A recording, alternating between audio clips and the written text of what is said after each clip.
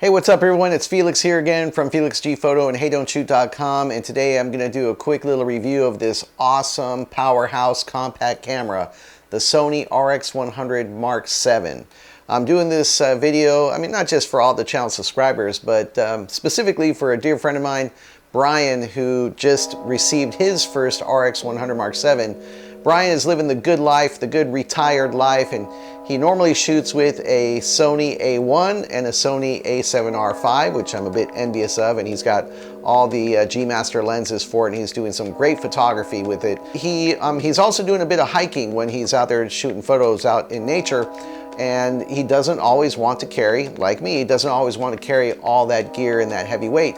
Sometimes he just wants to throw a high quality compact camera in his pocket, and the Sony RX100 VII fits the bill. So in this quick little intro, I'm not going to get into all the specifics of it, but just real quickly, it is a 1-inch sensor, CMOS sensor, backside illuminated, and it's 20 megapixel. And this little camera is basically like, it's got all the best features of the Sony full frame cameras, the flagship cameras, packed into this compact little body.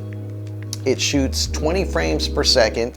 And it actually has a mode where in electronic shutter you can shoot 90 frames per second, but only for a really short time. I think you actually only get 7 images out of that 90 frames per second. But if you really want to capture like a moment in a sporting event, like say a pitcher throwing a baseball or a Formula One car, or maybe even say like a fast moving bird, you've got the autofocus features from the A9 combined with this incredible high speed burst mode shooting in this. And so yeah, it makes an excellent choice for nature photography, sports photography, and that sort of stuff.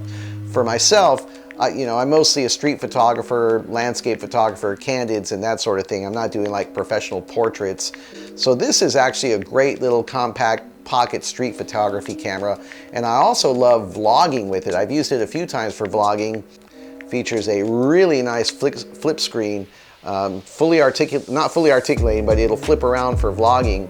And I think it's the same size. I'll have to double check the specs, but I think this rear LCD screen is the same size as on my Sony A7 III. So it's a really nice size flip screen, great for vlogging. In the Sony RX100 Mark I to Mark V, it featured a 24-70 equivalent f1.7 to 2.8 lens, so very fast aperture.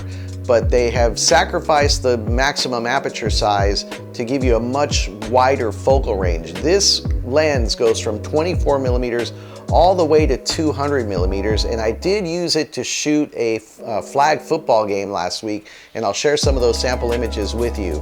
And yeah, just highly versatile. So this now goes from, at 24 millimeters, you're shooting at a f2.8, and when you're all the way at 200 millimeters, you're shooting at a maximum aperture of f4 or 4.5, I think. I'm going to take out this camera today. I'm going to do a little street photography. I'm going to go down by the river here outside the Army base in South Korea and maybe see if there's some birds I could get at a distance with the 200 millimeter lens. So I've just walked across the street from the front gate of Camp Casey, South Korea here, down to this river in Dongdaecheon. It's the main river that runs through the city here. And I found a nice spot here near the bridge. There are quite a few heron down here getting their dinner in the river. So it's a perfect opportunity to try out a couple of features on this awesome Sony RX100 VII. The first one, of course, is a zoom lens. I was up on the bridge and I took a really nice 4K sample to show you that just how versatile that focal range is and how handy it is to have in a situation just like this. But being down here by the river also reminds me of a feature that this camera does not have, that was also in the previous versions, the Mark I through Mark V, and that is a built-in ND filter. Now, I wasn't really using this camera for long exposures that often, almost never. There were a few times where I was near like a body of water or a waterfall or something like that, where I really wanted to slow the shutter speed down in bright light situations, and the built-in ND filter did come in handy to a certain extent. But without an ND filter, you don't have that option. You gotta just get as slow a shutter speed as you can. Right now you see the sun is very bright, and that's not gonna allow for any slow shutter speeds. My friend Brian, who I've been mentioning in this video, he does do some long exposures with filters, and so I recommended a product to him, that a filter set that's specifically made for this camera, because it's quite unique. A regular filter set is not going to fit on this, the type that's, screw in on the end of your lens. The other thing I'm going to try while I'm down here is that 90 frames per second burst mode in electronic shutter, and I'm also going to shoot some of the standard mechanical shutter 20 frames per second. I'm currently sitting at ISO 200. I'm at f9 and 1/1000th of a second. I'm trying to, get as much in focus as I can because I'm quite a good distance away from these birds, and I'm zoomed all the way in.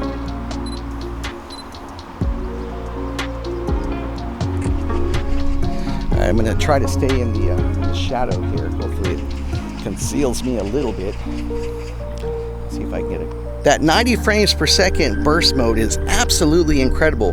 Now the downside is that you only get 7 shots, right, at 90 frames per second. So it's less than a second that you're employing that insane speed. But when you see the results, what a way to capture fast action. Really useful if you already know your composition, what you're going to be taking a photo of, you're kind of set up and you're ready for it, right? Because you get that one crack at those 90 frames per second, less than a second shooting time, you get 7 frames. Wow, it's pretty incredible. But tell you what, 20 frames per second is incredibly fast. And if that's not fast enough for you, I don't know what to tell you. 20 frames per second mechanical shutter, pretty incredible. Overall, I think it's pretty good for stuff like this. Little nature walk down by the river, getting some birds. I'm gonna try to get a few more. There's one by itself. Let's see what I can get over here.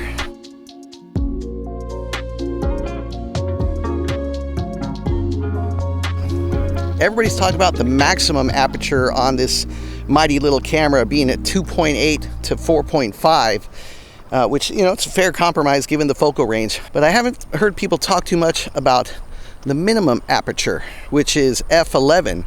Well, one of the types of photos I often like to get is a sunburst, any type of sunburst I love, through the trees or on the edge of a building or something like that.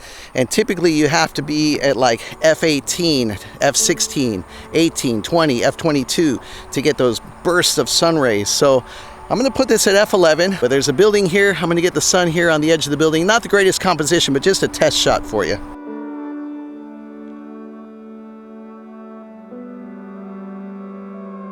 There's some little wildflowers here. I'm gonna see how close I can get at 24 millimeters. I'm just gonna be a little lazy. I'm gonna drop it into scene mode and put it into the macro mode on scene mode and see how close I can get to these flowers here.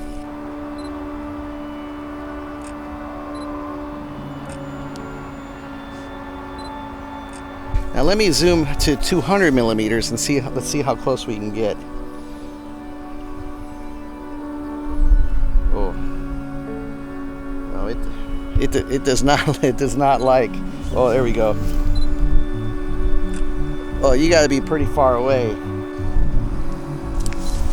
I'm a good.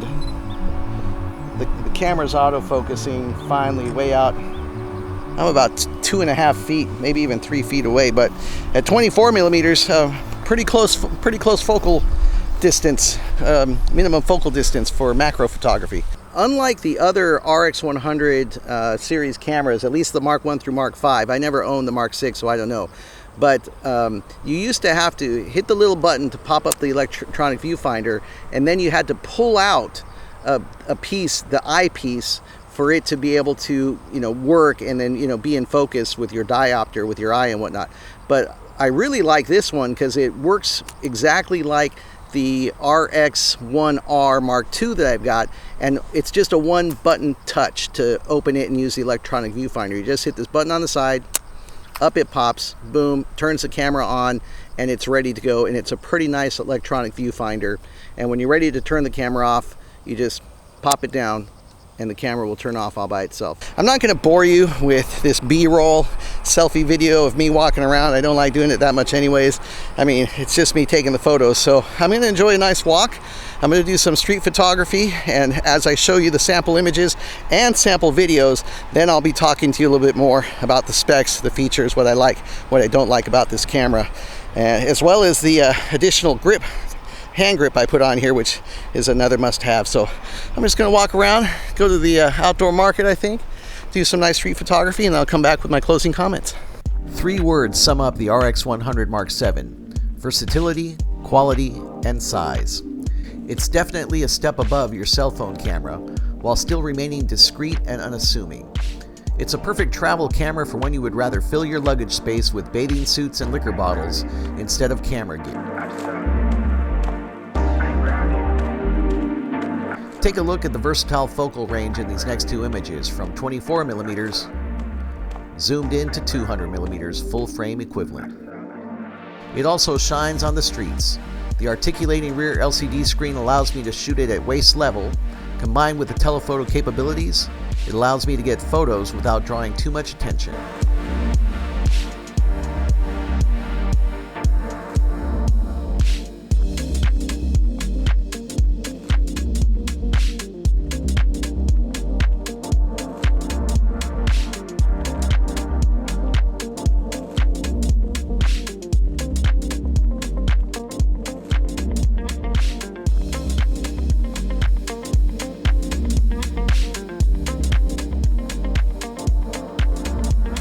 Here's another nice 4K video sample and a couple of high frame rate samples as well.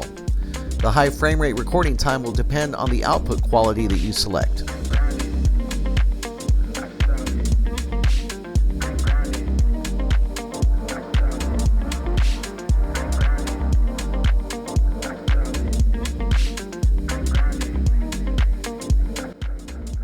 The battery life is not too good, so I highly recommend picking up at least a few spare batteries.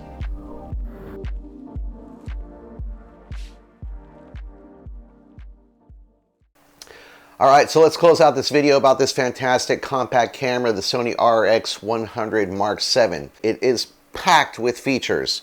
So many features, in fact, that you can't possibly get to all of them in a short video, but I do want to mention a few that I think will be of interest, especially to my good friend Brian. And the first set of those features, of course, is the amazing autofocus that's built into this camera. Yes, it does have eye autofocus. Yes, it does have animal eye autofocus. And yes, it does have focus tracking. If you're shooting video or photos, that subject is moving around all over the screen, it'll lock in on that subject. It also has touch screen features. You can touch to focus and you can touch to shutter, meaning, you touch the screen on the subject and it'll enable the shutter. So really great features. Now let's talk about customization. Because the camera is so small, it obviously cannot have all the same amount of buttons and dials that the larger camera bodies have. So you have fewer custom buttons on the back of the camera and the top of the camera. But that doesn't mean that you cannot customize it. You can certainly customize it. You can customize what the dial on the lens controls. There is a custom button down here at the bottom. You can customize what the wheel controls. You can customize the center button and I think maybe one or two other buttons that you can customize. It's right there in the menu under the custom key setting in the menu, so you can customize it. This thing is a really great convenient camera that you can literally just put in your pocket, any jacket, any pair of cargo shorts. But overall, a fantastic camera. When I was shooting street photography yesterday, I found that when I had it in manual mode and I got the settings just right, the 20 megapixel backside illuminated sensor is an outstanding performer. Overall, this is my favorite compact camera. This is what I grab and stick in my pocket when I'm going out and I don't want to carry big gear, but I want photos that are better quality and more zoom range than what I can get on my cell phone. I highly recommend it. Brian, I hope you have a great time with yours. I hope it's perfect for your hiking adventures when you don't want to carry all that heavy gear, because we're not getting any younger and my back hurts. Thanks for watching. Leave a comment. Let me know what you think of the Sony RX100 VII. Be sure to subscribe. Hey, one last note. The next video I have coming up, thanks to my good friend Matt, if you saw my last video about the Lumix GX9, I mentioned that my friend Matt had sold me his DJI Mini 3, and here it is. And I'm going to take it out today and fly it and shoot with it for the first time.